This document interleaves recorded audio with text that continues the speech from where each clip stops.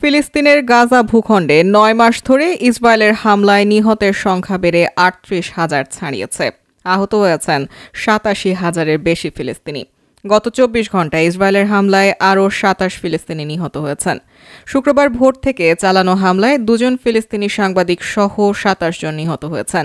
এছাড়া অধিকৃত পশ্চিম তীরের জেনিনে ইসরায়েলি অভিযানে নিহতের সংখ্যা বেড়ে ৭ জনে দাঁড়িয়েছে। আন্তর্জাতিক গণমাধ্যমে প্রকাশিত প্রতিবেদনে বলা হয়েছে, ইসরায়েলের হামলা শুরুর পর থেকে গাজায় নিহত ফিলিস্তিনের সংখ্যা ৩৮,০১১ জন।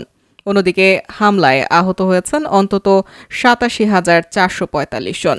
গেল বছরের ৭ অক্টোবর ইসরায়েলে ঢুকে গাজার শাসক দল হামাসের প্রাণঘাতী হামলার জবাবে উপত্যকায় প্রায় বিরামহীন হামলা চালিয়ে যাচ্ছে ইসরায়েল।